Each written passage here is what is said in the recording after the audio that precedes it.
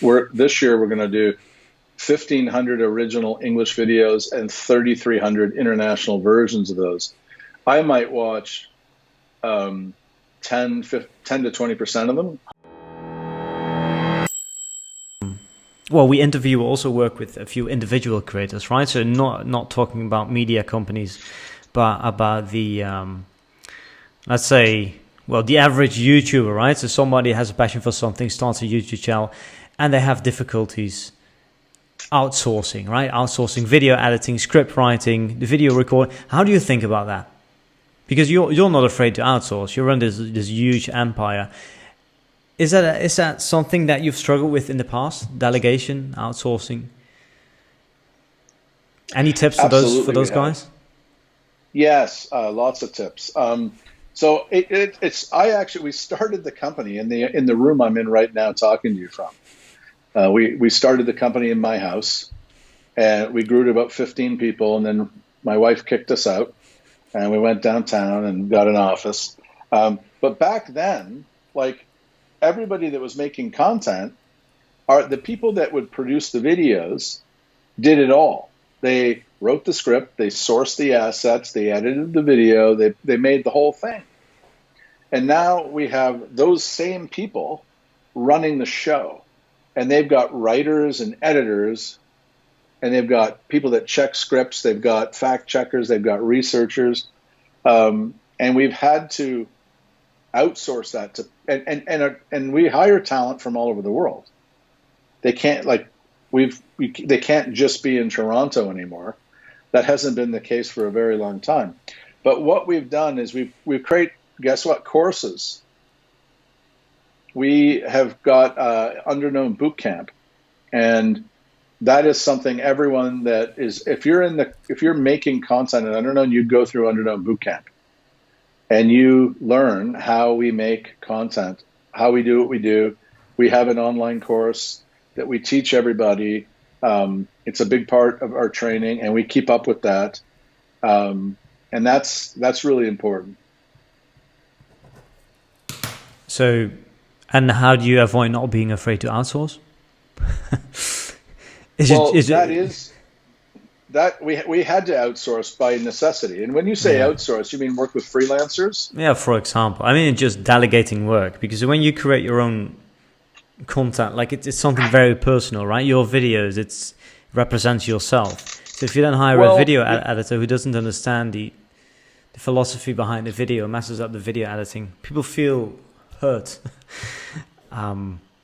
So this is where we've created a format. Yeah. Like in What If, we use a hypothetical question as an entry point to talk about science. In Crazy Creatures, we license footage and we put that up front, and you watch some strange animal behavior adaptation, and then we explain what happened. There's a repeatable format so once you learn and understand the format and you watch a bunch of videos, you're ready to go. And the showrunner's job is to keep everybody on brand. And that showrunner has a team of editors and writers, and they ideate together on stories. They've got access to our data science team. They've got access to our publishing team that are constantly giving them new ideas, what they should test, hey, you haven't had a banger in a while. You should consider this, this, and this, So, we've had to, right from the get-go, we're not creating brands around people. We're creating brands we're creating a brand around a subject or a format. Do you watch your own videos? And are you worried that people on your team make mistakes?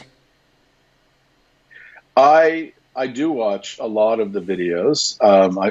I'd be lying if I said I watch them all. I mean, this year we're going to do 1,500 original English videos and 3,300 international versions of those. I might watch 10 to 20% of them, 150 to 300 of them. And I'm not worried about mistakes. I'm not worried about it. Funny story, in 2017, on New Year's Eve, I saw Chris Hadfield had posted 20 good news stories about 2016. And I actually grabbed those. I grabbed those and I made a video out of them. And I had 20 good news stories. And it was like a 10-minute video. I edited the whole thing together and I uploaded it onto Facebook. And we got 100 million views on it. And I spelt Colombia wrong. You know, and I'm sure I pissed off 44 million Colombians. You make mistakes. You move fast. You break things. Like, you know, where I'm more concerned is like, do we get the facts wrong? You know, and that's why we have researchers and we have people doing research briefs. But we're not always going to get it right. And you can't. You know, we will go back. We'll make. We always, when we post a video, we have we explain where our sources came from. Link them to a website. We've got all these fantastic research briefs. We do the best we can, and I think we're very good at what we do. But people are going to make mistakes. So it's all about finding the right people to work in your team and creating the systems that are going to help you avoid making those mistakes.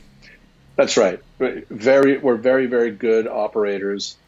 Our head of operations, Christina Caballero. We've got an incredible team.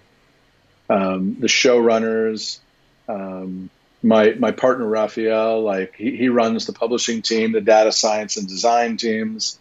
You know, we have 16 people on the publishing team that are posting on all these channels.